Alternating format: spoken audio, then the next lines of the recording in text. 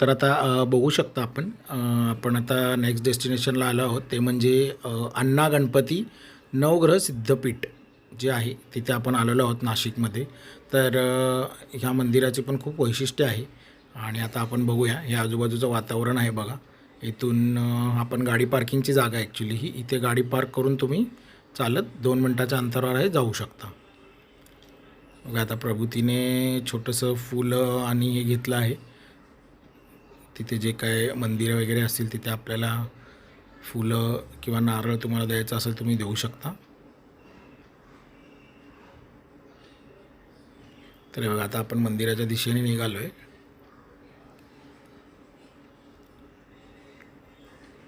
बघू शकता गावातच आहे, हे गाव आहे. छान सुंदर आजूबाजूला शेती आहे आणि इथून एंट्री आहे गणपतीची बघा. हे बघा इथे बोर्ड दिसत आहे, श्री अण्णा गणपती नवग्रह सिद्धपीठम नाशिक. आणि हे बघा इथे आपल्याला हे चप्पलचं किंवा शूज स्टँड आहे, शू रॅक. इथे आपल्याला चप्पल शूज काढून मंदिरात जायचं. तर बघा आता आपण आतमध्ये एंट्री केली आहे मंदिरात. आणि ॲक्च्युली मंदिरामध्ये व्हिडिओग्राफी अलाउड नाही आहे, म्हणजे फोटोज काढू शकतो आपण लांबून, पण व्हिडिओग्राफी अलाउड नाही. तरी आपल्याला जे काही शूट घेता येईल ते आपण घेतलं आहे आणि दाखवण्याचा प्रयत्न करतो आहे. तर आता हे आहे नवग्रह मंदिर जसं उल्लेख केला आहे आपण. तर बघा हे शनीचं मंदिर आहे आणि ह्या नवग्रह मंदिराची अशी खासियत आहे की प्रत्येक मंदिराच्या बाहेर त्यांनी बोर्ड लावला आहे छोटासा आणि त्या मंदिरामध्ये कोणती राशी अनुकूल आहे त्या मंदिरासाठी. जसं आता ही राहू आहे, तर आता इथे कोणती राशी अनुकूल असेल त्या राशीच्या लोकांनी इथे म्हणजे पूजा करू शकता पर्टिक्युलर त्यांच्या ग्रहासाठी किंवा जे काय आहे ते इथे बघू शकता. अशी इथे सुंदर माहिती आहे. हे बघा असे 9 प्रकारचे आणि त्या ग्रहाचा जो रंग आहे कलर, त्या कलरचं ते मंदिर आहे. जसं की आता बघू शकता हा निळा कलर आहे, तर हा पर्टिक्युलर एका ग्रहासाठी आहे. सूर्याचा जसा ऑरेंज दिला होता त्यांनी. आणि आता हे एक बघू शकता आपण. बघूया हे कोणतं मंदिर आहे, तर केतूचं आहे बघा. तर हे ग्रेश कलर आहे तो केतूचा आहे. तर असं सुंदर कॉन्सेप्ट त्यांनी इथं तयार केलं आहे की 9 ग्रहांचे 9 मंदिरं इथे आहेत. आणि श्री अण्णा गणपती जे आहे हे महाराष्ट्रातील नाशिक या ठिकाणी आहे आणि 9 ग्रह देवतांना समर्पित एक अद्वितीय पूजास्थळ हे आहे. आणि ग्रहांच्या प्रतिकूल आणि नकारात्मक प्रभावांना शून्य करण्यासाठी इथे उपचारात्मक मार्ग देतात. दक्षिण शिल्पकला शैलीच्या स्थापत्य शैलीत बांधलेले हे मंदिर संकुल दक्षिण भारतातील त्रिची येथील कुंभकोणम येथील कारागिरांसाठी निवासस्थान होते. हा प्रभावी वास्तुशिल्पाचा तुकडा तयार करण्यासाठी कारागीर 2.5 वर्ष या ठिकाणी राहिले. म्हणजे बघा 2.5 वर्ष लागली आणि साऊथवरून लोक येऊन त्यांनी ते काम केलेलं आहे. आणि मंदिर केवळ कलाकृती नाही तर नवग्रह पीठामध्ये असलेली एक मूर्ती त्यांचं एक अद्वितीय असं उदाहरण आहे. आणि ही ज्या मूर्त्या दिसत आहेत आपल्याला, हे बघा आता जसं की सूर्य, तर सूर्याचा रंग हा तेजस्वी लाल किंवा नारंगी असा दिलेला आहे. तर मूर्ती काळ्या बेसॉल्ट दगडापासून बनलेल्या आहेत. ठीक आहे. महाबलीपुरम येथे कोरल्या गेलेल्या आहेत ह्या मूर्त्या आणि मोठ्या धामधूमी आणि कठोर वैदिक विधींमध्ये स्थापित केलेल्या आहेत ह्या मूर्त्या. आणि अतिशय सुंदर उदाहरण आहे नवग्रह मंदिरांचं हे. आणि असं नवग्रह मंदिर कुठेच नाही आहे नॉर्थमध्ये, हे एकमेव मंदिर असं आहे. सूर्य, चंद्र, मंगळ, बुध, गुरु, शुक्र, शनी, राहू, केतू अशा प्रकारचे जे नवग्रह आहेत त्यांचं एकत्रितपणे आणि वैयक्तिकरित्या जीवनाच्या क्षमतेवर काही ना काही प्रभाव पडत असतात. आणि ते प्रभाव काय असतील किंवा कसे असतील, कसे आपण ते तर ते प्रभाव कमी करण्यासाठी बरीच लोक इथे येतात आणि वेगवेगळ्या प्रकारची आपली पूजा किंवा शांती करू शकतात. तर खूपच सुंदर मंदिर आहे आध्यात्मिकदृष्ट्या. आणि बघू शकता आता आपण शुक्र यांचं हे मंदिर आहे आणि त्याचा कलर बघा निळा आहे, ब्ल्यू. तर हे जे सुंदर मंदिर आहे अण्णा गणपतीचं, हे देवळाली गावाजवळून जी नदी वाहते वालदेवी नदी, तिच्या वळणावर वसलेलं आहे. आणि तिच्या आजूबाजू असलेला निसर्गरम्य असा हिरवागार परिसर आणि त्यातच हे सुंदर असं विशाल गणेश अण्णा गणपती असं मंदिर आहे सुंदर. अण्णा गुरुजी हे दाक्षिणात्य आणि त्यांना गणपतीचा दृष्टांत झाला आणि मग त्यांनी या गणेशाची स्थापना करण्याचे ठरवले. त्यासाठी त्यांनी नाशिकची निवड केली. वालदेवीच्या किनारी काही वर्षापूर्वी हे मंदिर उभे राहिले आहे आणि 42 फूट उंचीच्या या विशाल गणेश मूर्तीची 4 दिशांना 4 मुखे आहेत. ही 4 मुखं म्हणजे सुख, शांती, आयुष्य आणि आरोग्य यांचं प्रतीक मानलं जातं. आणि मागील 2 हातात पाश आणि अंकुश ही आयुधे आहेत. तर पुढील 2 हातांपैकी एक गुडघ्यावरून खाली सोडलेला आणि दुसरा हात वरदहस्त अर्थात आशीर्वाद देणारा आहे. आणि हे जे मंदिर आहे ना, इथे आल्यानंतर तुम्हाला एक वेगळ्याच प्रकारची ऊर्जा जाणवेल नक्कीच, आणि एक आध्यात्मिक अनुभव तुम्हाला इथे मिळेल डेफिनेटली. तर तुम्ही नक्कीच नाशिकला आलात तर तुमच्या ज्या मस्ट विजिट प्लेसेस आहेत त्यामध्ये हे असलंच पाहिजे अण्णा गणपती, आणि खूप छान आहे. तुम्ही इथे डेफिनेटली विजिट करा. आणि गणपतीची मूर्ती विराट असल्यामुळे तिथे काय मंदिर बांधलं नाही आहे, प्रशस्त मोकळ्या जागेवरती मूर्ती आहे, कुठूनही तुम्ही बघू शकता. त्यानंतर इथे दत्तात्रेयाचं पण मंदिर आहे. अक्कलकोट स्वामींचं आपले जे स्वामी समर्थ आहेत अक्कलकोटचे, त्यांचंसुद्धा मंदिर आहे. एका बाजूला भगवान शंकर आहे, पार्वती माता आहे, कार्तिकेयसुद्धा आहे, आणि खूपच सुंदर इथे एक अनुभव आहे.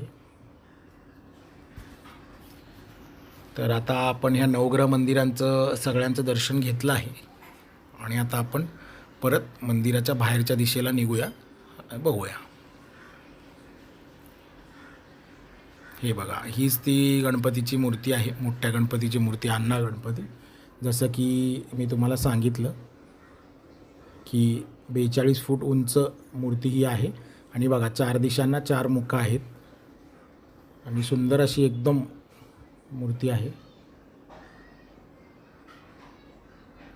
हे बघा, अतिशय सुंदर.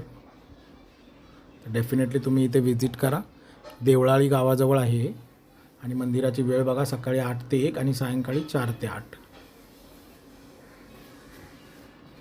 आणि मंदिर बघून झाल्यानंतर बाहेर आल्यानंतर इथे बाजूला ही जी नदी आपण जिच्याबद्दल बोलत होतो, वालदेवी नदी, ती हीच वालदेवी नदी आहे. आणि मंदिराच्या मागूनच तुम्ही इथे आलात तर छोटासा रस्ता आहे आणि एक छोटंसं धरण टाईप इथे बांधलं आहे. तर ते बघायला पण सुंदर आहे, निसर्गरम्य. तुम्ही येऊ शकता इथे फोटोज वगैरे काढायला. हे बघा, हे मंदिर आहे आणि ते बघा गणपतीची मूर्ती दिसते. आणि इथून मागून हा रस्ता आहे बघा, रेणुका आणि प्रभूती येत आहेत. इथूनच असं यायचं आहे तुम्हाला.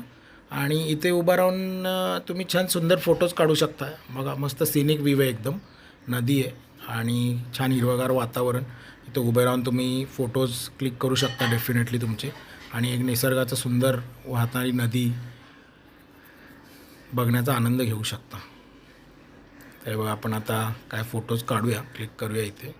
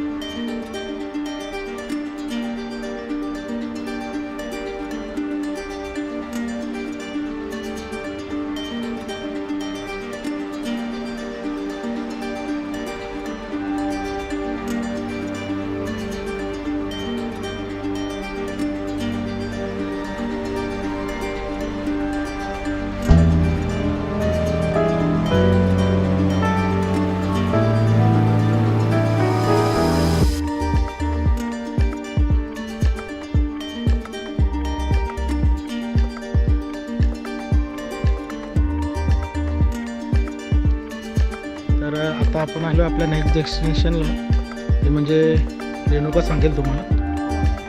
राम मंदिर खूप छान आहे, बघूया कसं काय दाखवतो. जसं आता आपण बघितलं ते नवग्रह मंदिर आहे ना, तिथून फक्त एक हार्डली किती 5-7 मिनटात आलो आपण गाडीने. 5-7 मिनटात तुम्ही इथे येऊ शकता. मॅपला टाकलं तर सगळं तुम्हाला आरामात इझी आहे. हे बघा, मुक्तिधाम मंदिर, नाशिक, नेक्स्ट डेस्टिनेशन. ते पण आहे. हे बघा, इथे राहा. तर बघू शकता आता आपण जे आलो आहोत ते नाशिकमधील प्रसिद्ध मंदिरापैकी एक असलेले म्हणजे मुक्तिधाम मंदिर. आणि हे फार पुरातन नसले तरी येथील कलात्मक व मंदिरातील मूर्तींमध्ये जाणारा जिवंतपणा हा या मंदिराचं वैशिष्ट्य आहे. तर आता बघा, आपण मंदिरामध्ये आलेलो आहोत आणि ह्या मंदिराचं वैशिष्ट्य असं की इथे 12 ज्योतिर्लिंगाची प्रतिकृती आहे. त्यानंतर मूळ ज्योतिर्लिंगाच्या ठिकाणी असलेले शिवलिंगाच्या आकाराचे शिवलिंग त्या ठिकाणी नेऊन पवित्र करून आणून येथे त्यांची प्रतिष्ठापना करण्यात आलेली आहे. मंदिराबाबत अजून एक आख्यायिका अशी आहे की श्रीराम, सीता आणि लक्ष्मण वनवासात असताना पंचवटीला जाण्याअगोदर या मंदिरात त्यांनी विश्रांतीसाठी थांबले होते आणि त्यांच्या पदस्पर्शाने पावन झालेल्या या जागेवरच हे मुक्तिधाम मंदिर बांधण्यात आलेले आहे. आणि दुसरी गोष्ट, हे मंदिरासाठी जे काही संगमरवरी दगड लागलेत ते राजस्थान येथील मकराना या भागातून आणण्यात आलेले आहेत आणि या मंदिराचं बांधकाम होण्यासाठी जवळजवळ 4 वर्षांचा कालावधी लागला. आणि या मंदिराच्या बांधणीत उत्तर भारतीय पद्धतीतील नागर शैली वापरण्यात आलेली आहे. या शैलीनुसार मंदिरात वेगळा गर्भगृह नसतो, तर थेट सभामंडपातच मूर्तींचे प्रत्यक्ष दर्शन घडतं. जसं की आपण बघू शकतो, हे बघा, राम, लक्ष्मण आणि सीता यांची सुंदर अशी मूर्ती संगमरवरातून बनवलेली आहे. बघा, अतिशय सुंदर मूर्ती आहे. खूप मन तुमचं एकदम शांत इथे होऊन जातं. मन मोहणारी अशी मूर्ती आहे, सुंदर आहे. आणि राजस्थानच्या 100 कारागिरांना खास बोलवून घेऊन या मंदिराचं बांधकाम करण्यात आलं होतं. आणि मंदिरात प्रवेश केल्यावर डाव्या बाजूला साईबाबांची मूर्ती आहे, पुढे दिसायला जातं तुम्हाला. आणि मंदिरातील भिंतीवर दोन्ही बाजूंना भगवद्गीतेतील 18 अध्याय कोरलेले आहेत. आणि मुख्य मंदिरातील श्रीकृष्णाच्या मूर्तीत जणू काय जिवंत ही मूर्ती आहे असं आपल्याला जाणवतं. आणि या मंदिरात महाभारतात व श्रीकृष्णाच्या जीवनावरील वेगवेगळ्या प्रसंगाची चित्र पण आहेत, तर आपण बघूच पुढे. त्यानंतर या मंदिरात विष्णू, लक्ष्मी, राम, सीता, लक्ष्मण, दत्त, त्यानंतर जलाराम बाप्पा अशा अनेक देवतांची मंदिरं आहेत आतमध्ये. सत्यनारायण भगवान, त्यानंतर महालक्ष्मी, दुर्गा मंदिर, हनुमानाचं मंदिर आहे, हे बघू शकता. आणि मंदिरातील प्रत्येक मूर्तीचं काही ना काहीतरी वैशिष्ट्य आहे आणि अलंकाराने सजवलेलं आहे. सुबक अशा मूर्ती आहेत सगळ्या. तर नाशिकमध्ये आल्यानंतर बघा, आता ही दत्त महाराजांची मूर्ती. नाशिकमध्ये आल्यानंतर जसं आपण अन्ना गणपती बघितलं, तसं हे जे मुख्य मंदिर आहे ते तुमच्या लिस्टमध्ये डेफिनेटली असलं पाहिजे, कारण खूप छान एक्सपिरियन्स आहे, सुंदर. तर तुम्ही नक्कीच आलं पाहिजे. आणि मंदिराला जेव्हा तुम्ही प्रदक्षिणा घालता तेव्हा मंदिराच्या बाहेरील भिंतीवर दिसणारे नक्षीकाम हे पण एकदम वैशिष्ट्यपूर्णच आहे.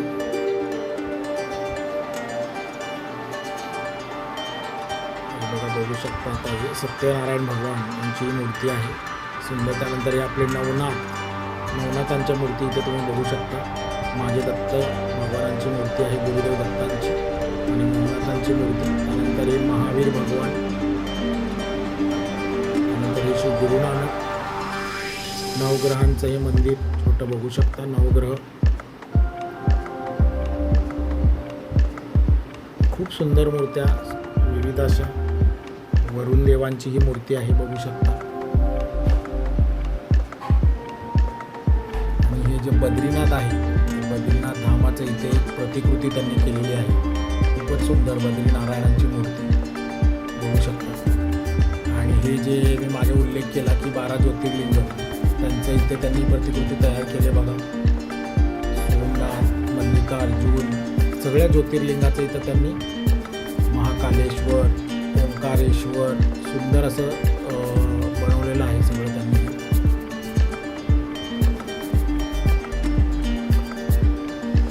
बघू शकता रामपर्णकुटी. आणि हे बघा, श्री पर्ली वैजनाथ, श्री भीमाशंकर, हे ज्योतिर्लिंग जे आहेत 12, त्यांची इथे प्रतिकृती तयार करण्यात आलेली आहे. आणि बघू शकता, शंकर पार्वती आणि महादेव, शंकर भगवान जणू कैलास पर्वतावर बसले आहेत, अशा प्रकारचं इथं एक सुंदर त्यांनी बनवलेलं आहे मूर्ती.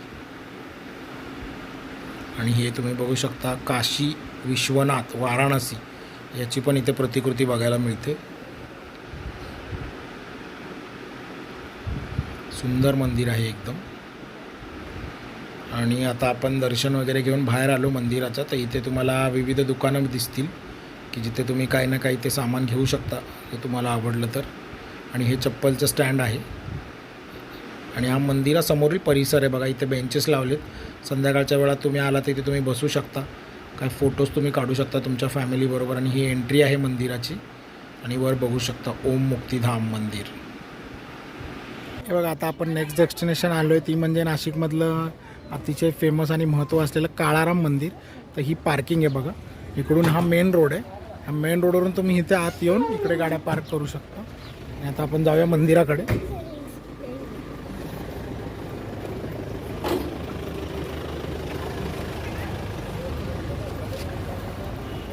दर्शन करना है आपका रामकुटी लक्ष्मण रेखा 9 किलोमीटर में सारे मंदिर. काळाराम मंदिर. मंदिराचं काहीतरी बांधकाम चालू आहे. जसं की आता माहिती आहे तुम्हाला नेक्स्ट कुंभमेळा येणार आहे इथे.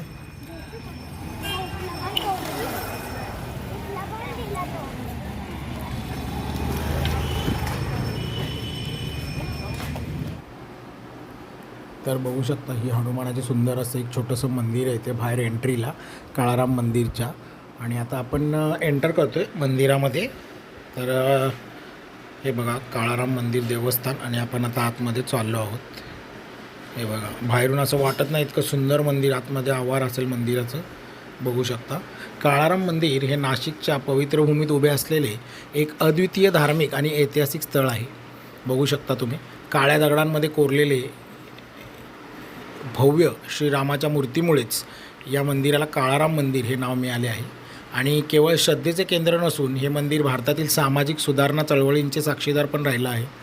आणि या मंदिराच्या भव्य वास्तुशिल्पावर नजर टाकताच त्याची अप्रतिम रचना आपल्याला मंत्रमुग्ध करते. आणि आपण आता आत चाललो आहोत आणि आत कॅमेरा व्हिडिओ अलाउड नसल्यामुळे आपण दर्शन घेऊन परत बाहेर आलो आहोत. आणि बघू शकता उंच भव्य खांब, सुबक कोरीव काम आणि काळ्या दगडांची मजबूती यामुळे मंदिराला एक वेगळीच तेज प्राप्त झालं आहे. आणि हे मंदिर पवित्र गोदावरी नदीच्या सानिध्यात वसलेले भक्तांसाठी त्यांचं एक श्रद्धेचं स्थान आहे. आणि या मंदिराचा इतिहास असा आहे की 18व्या शतकापर्यंत लोककथेनुसार मराठा साम्राज्यातील सरदार रंगराव ओडकर यांना एका दैवी दृष्टांतात श्रीरामाची काळ्या दगडातील भव्य मूर्ती गोदावरी नदीत विलीन झालेली दिसली. आणि या दृष्टांताने प्रेरित होऊन त्यांनी या मूर्तीचा शोध घ्यायचे ठरवले. आणि आश्चर्याची गोष्ट म्हणजे त्यांना ती मूर्ती बरोबर त्याच ठिकाणी सापडली जिथे त्यांनी स्वप्नात पाहिली होती. आणि या अद्भुत घटनेनंतर 1788 साली त्यांनी या भव्य मंदिराच्या बांधकामाला सुरुवात केली आणि 1792मध्ये मंदिर पूर्ण झालं. आणि बघू शकता सुंदर असं हनुमानजीचं मंदिर आहे इथे. खूपच सुंदर मूर्ती हनुमानांची आहे सभामंडपामध्ये.